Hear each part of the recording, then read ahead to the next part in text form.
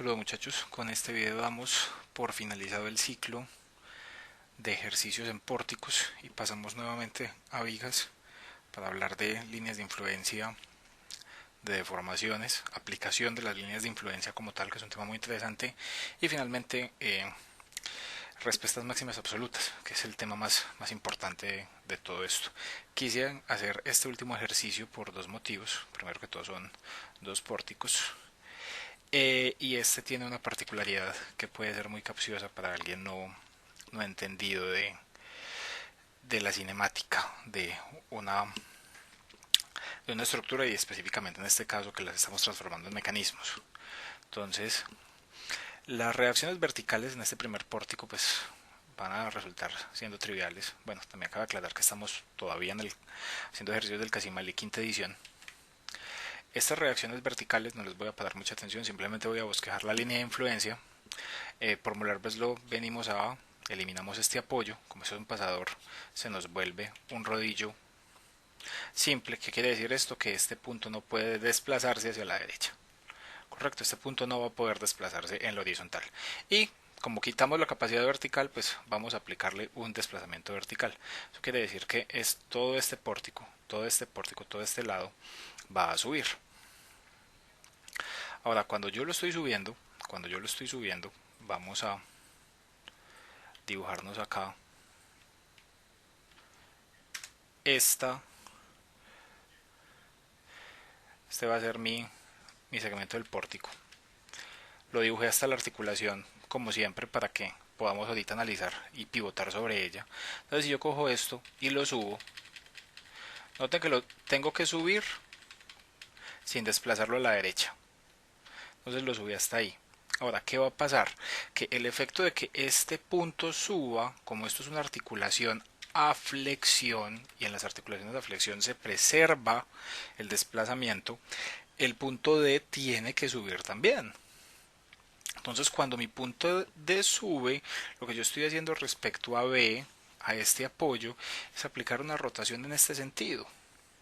Quiere decir entonces que todo el extremo, este que les estoy subrayando, todo este extremo se va a desplazar hacia la derecha y va a subir. ¿Por qué en estas dos direcciones? Porque yo estoy rotando con el reloj. Por lo tanto, este extremo me debería quedar de la siguiente forma. Vamos a dibujarnos.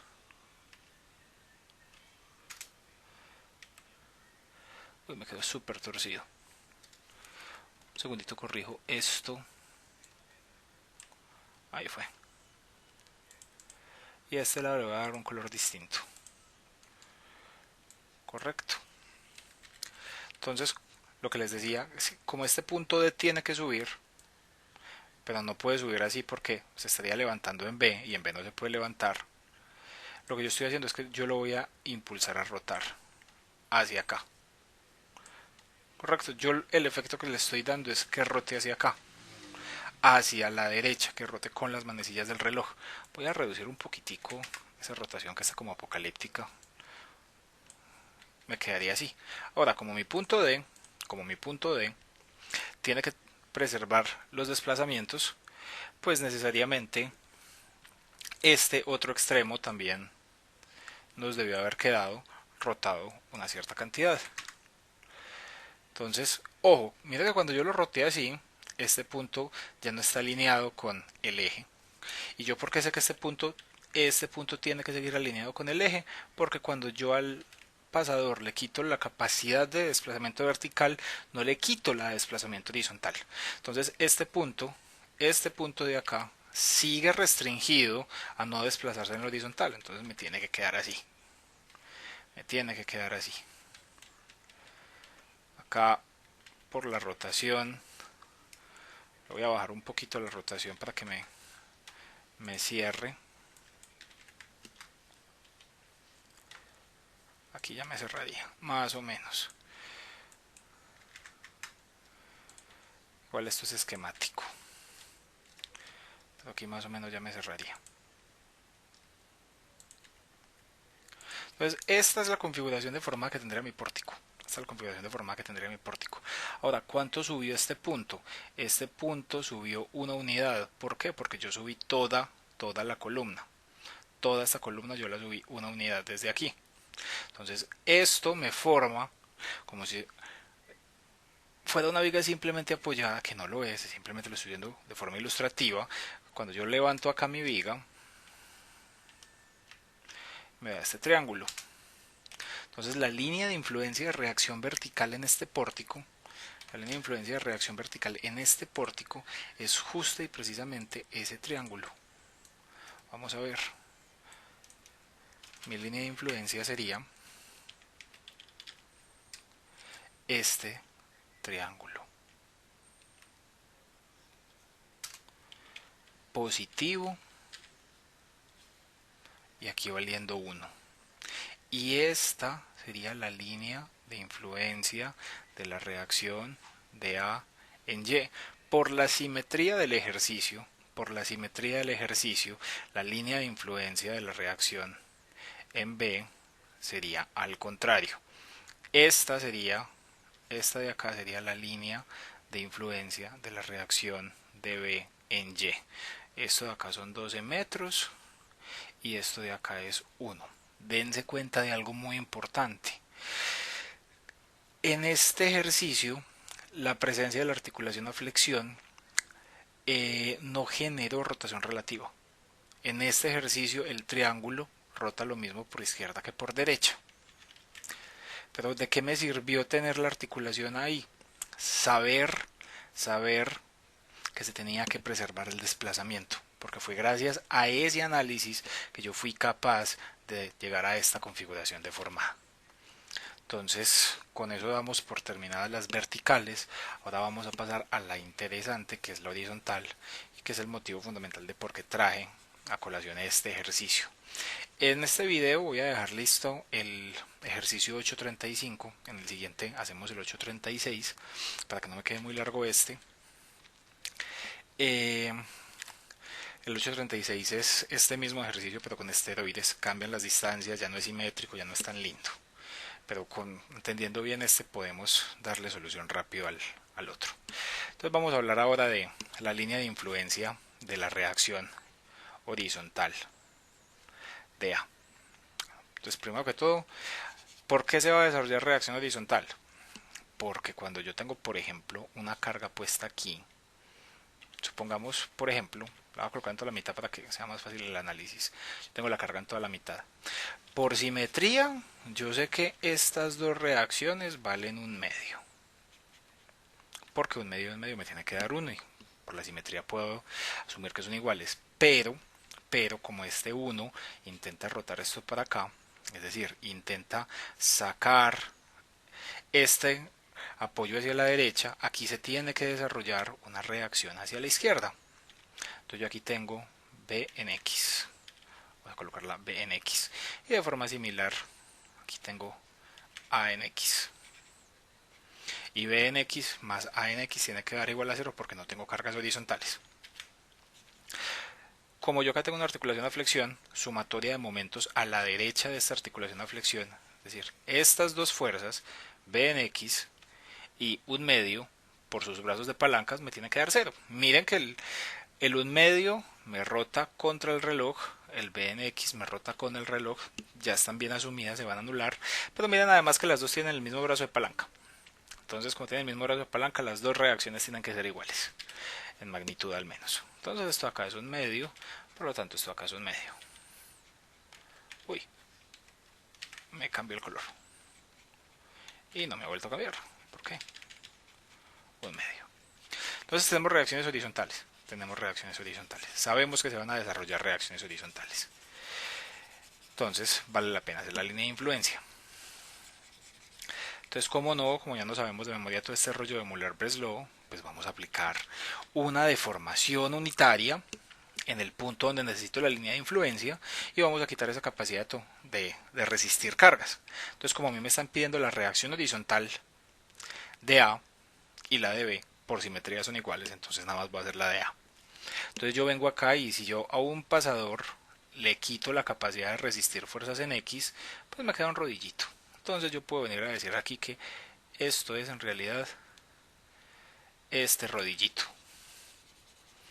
Entonces yo, muy juicioso porque ya entendí toda esta teoría, vengo acá y le aplico un desplazamiento unitario.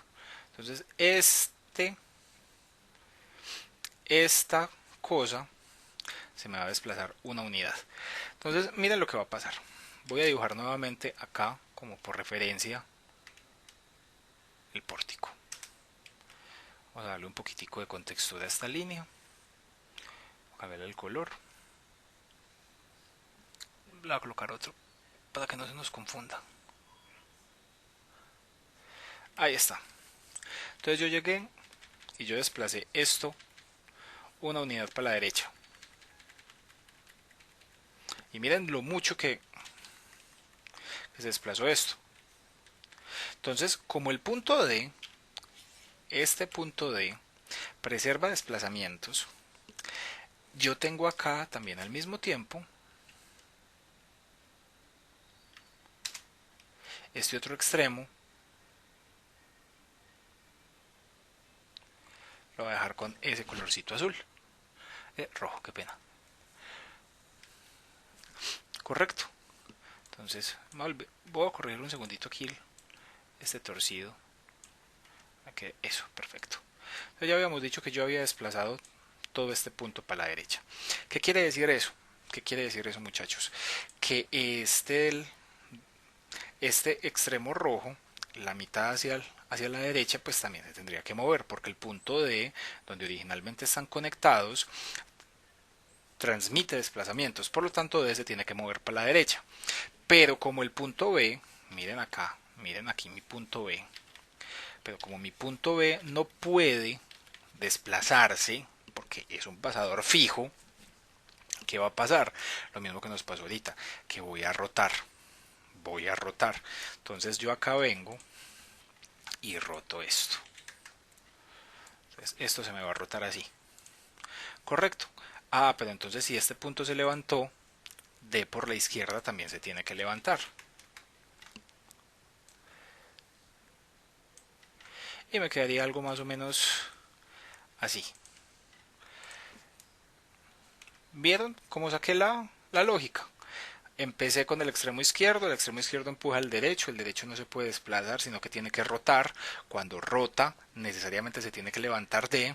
Cuando levanto D por la derecha, lo tengo que levantar por la izquierda. Por lo tanto, hago que el extremo de la izquierda, el AL verde, se tenga que levantar y rotar. Y cuando rota, pasa lo siguiente. Esta distancia de aquí abajo, muchachos, es 1. Esta distancia de aquí arriba yo la voy a llamar delta. ¿Qué pasa? Que acá se me forma un triángulo. Este delta yo no lo conozco, porque ese delta depende de cosas que no quiero tocar en este momento, en este ejercicio, porque ya sería ahondar mucho en ejercicios de cinemática y de mecanismos, que no es el objetivo del curso. Entonces yo ese delta no lo conozco. ¿Qué quiere decir eso? Que yo este de acá, este delta, tampoco lo conozco. Yo sé que delta minúsculo más delta mayúsculo me tiene que dar 1. ¿Por qué me tiene que dar 1? Porque 1 es la deformación que yo coloqué. Eso yo lo sé, pero no conozco ninguna de las dos, entonces tengo dos variables. Ahora, ¿este ángulo de cuánto es? Este ángulo es de delta minúsculo sobre 6 metros. Este ángulo lo vamos a llamar teta. Entonces esto de acá es teta. Por lo tanto, esto de acá es teta. Y esta altura de acá, la voy a dibujar con otro color. Y esta altura de acá, h, tiene que ser igual a teta por 6. Entonces, no sé si ya se dieron cuenta, pero siempre tengo una incógnita. No tengo cómo hallar esa incógnita. No tengo cómo hallar teta. ¿Por qué nos falló Müller-Breslau en este ejercicio? Bueno, primero que todo es muy fatalista decir que nos falló. De hecho, nos funcionó muy bien porque nos dio la forma de la línea de influencia. Este triángulo de arriba, este triángulo así, pues lo voy a dibujar mejor con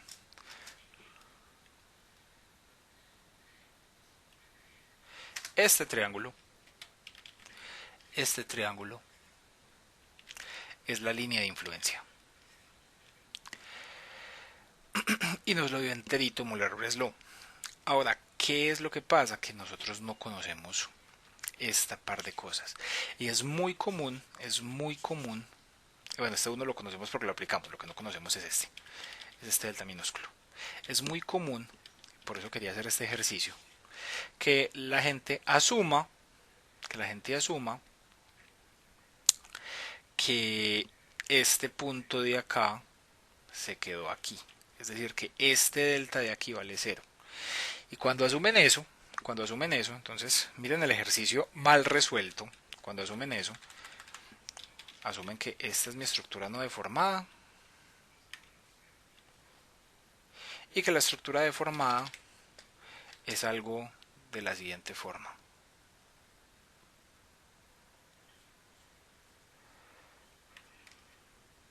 Sorry por eso. Y que la estructura deformada es algo de la siguiente geometría. Entonces cuando dicen eso, esto de acá es 1, y si eso es 1 y esto es 6, pues este ángulo de acá es un sexto, este ángulo de acá es un sexto, y esta altura de acá es 1. Vamos a ver a continuación que esta altura de acá es en realidad un medio, la mitad. Y no dio la mitad por cosas de que sean iguales las luces, realmente. Tiene que ver por ese lado, pero no es como un indicativo para siempre hacerlo. Si yo saco la línea de influencia por Müller-Breslau, yo voy a decir que esto es H. Yo voy a decir que esto es H simplemente. Y luego, ¿qué significa ese H? Este H, esta altura H, es el valor de la reacción horizontal en A cuando yo tengo una carga puntual aplicada en D, unitaria. Entonces, vamos a venir acá, y por acá tenía ahorita el pastel de cómo me iba a quedar esa deformación. Entonces, vamos a analizar ese pórtico.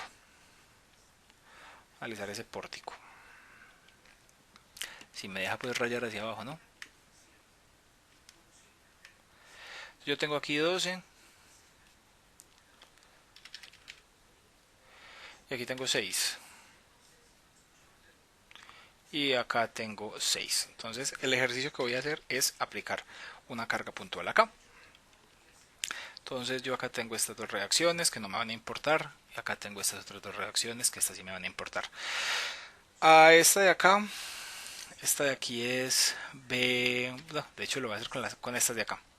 Esta de acá es A sub Y y esta de acá es A sub X. Entonces este punto lo voy a llamar I. Entonces yo tengo la sumatoria de momentos en Z en el punto I por la izquierda, positivo contrarreloj igual a 0, y la sumatoria de momentos en Z debe ser igual a 0 pero en el punto B, es decir aquí. Entonces de la primera ecuación yo que tendría, en la primera ecuación yo tendría A sub Y que me está haciendo momento negativo por 6 metros,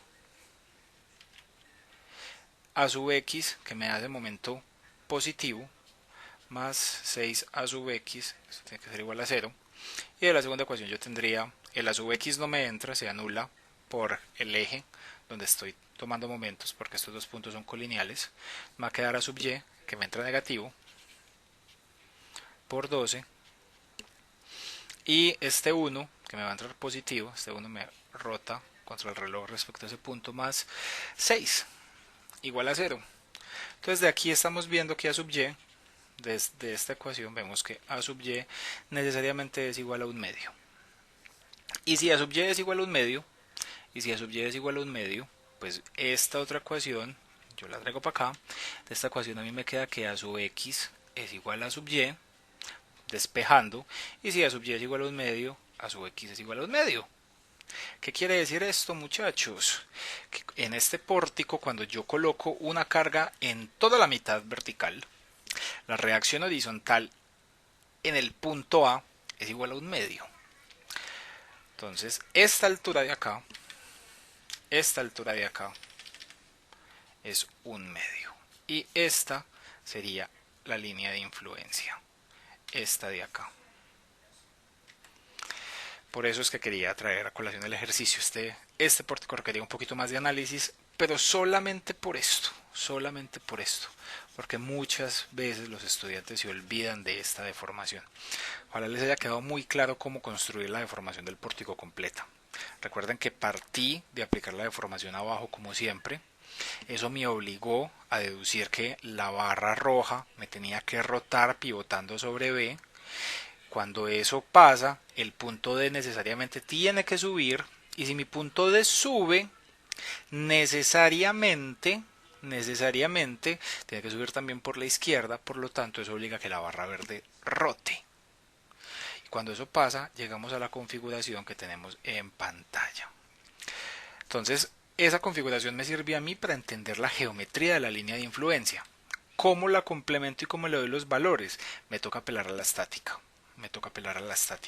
Entonces, elijo una posición de la carga significativa, representativa. En este caso, pues me pareció que lo más lógico era asumir el pico del triángulo, el pico H que habíamos visto y hablado, y aplicar ahí la carga unitaria, que fue el ejercicio que hicimos acá. Pues miren que tampoco me demoré mucho haciendo esta estática. Entonces, no siendo más por ese lado, muchachos, nos vemos en el próximo video. El próximo es un ejercicio similar, lo tengo acá de paso, aquí incluso con el pastel de cómo se deformaría.